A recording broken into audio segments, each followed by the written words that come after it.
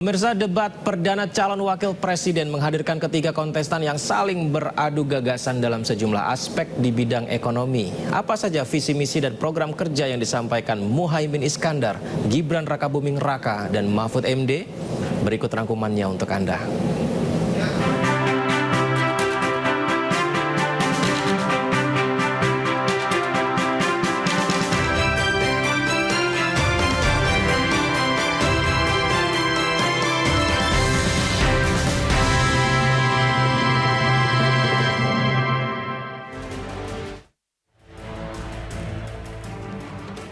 Debat Pilpres seri 2 digelar di Jakarta Convention Center, Senayan, Jakarta Pusat, Jumat malam. Tiga kandidat cawapres yakni Muhaimin Iskandar, Gibran Rakabuming Raka, dan Mahfud MD hadir didampingi para capres, yakni Anies Baswedan, Prabowo Subianto, dan Ganjar Pranowo. Dalam paparan visi, misi, dan program kerja, cawapres nomor urut 2, Gibran Rakabuming Raka menekankan narasi besar terkait kesinambungan, percepatan, dan penyempurnaan pembangunan, termasuk IKN yang dipandang sebagai titik ekonomi baru sekaligus membuka lapangan kerja. Kita lanjutkan juga pemerataan pembangunan yang tidak lagi Jawa sentris. Pembangunan IKN yang berkelanjutan ini akan membuka titik pertumbuhan ekonomi baru, akan membuka akses dan juga konektivitas, sekaligus membuka lapangan kerja. IKN ini bukan hanya saja membangun bangunan pemerintahan, tapi juga sebagai simbol pemerataan pembangunan di Indonesia. Cawapres nomor urut 3 Mahfud MD menguraikan soal target pertumbuhan ekonomi sebesar 7%. Untuk mewujudkan pertumbuhan 7% harus ditempuh dengan langkah tegas melawan korupsi dan inefisiensi di berbagai sektor, terutama konsumsi, investasi, dan ekspor impor.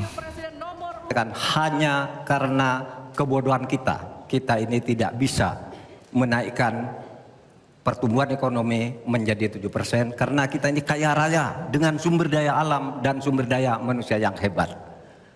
Masalahnya apa? Masalahnya banyak korupsi dan inefisiensi di sektor-sektor pertumbuhan ekonomi, yaitu di sektor konsumsi, belanja pemerintah, ekspor impor, dan investasi.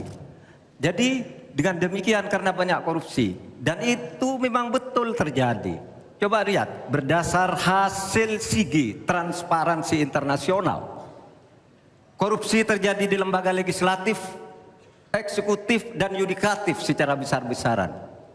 Korupsi juga terjadi di 3 metra alam kita ini.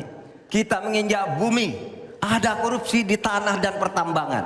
Kita ke laut, ada korupsi di masalah kelautan. Kita melihat udara, pesawat terbang kita, ternyata di udara juga banyak korupsi. Sementara itu, cawapres nomor urut 1 Muhaimin Iskandar berjanji melanjutkan program bantuan sosial plus untuk mendongkrak daya beli masyarakat. 5% APBN juga dialokasikan khusus untuk kaum muda. Amin menginginkan bansos yang memang menjadi kewajiban negara ini diteruskan dan bahkan harus ditingkatkan, sehingga kita ingin bansos plus yang semakin membawa rakyat kita memiliki kemampuan daya beli yang mendongkrak ekonomi masyarakat kita. Insya Allah, Amin akan memastikan 5% anggaran dari APBN atau sekitar 150 triliun kita khususkan untuk kaum muda Indonesia. Debat seri 3 dijadwalkan digelar pada 7 Januari 2024 kembali menghadirkan 3 calon presiden dengan tema pertahanan keamanan, hubungan internasional, dan geopolitik. Dari Jakarta, tim liputan melaporkan.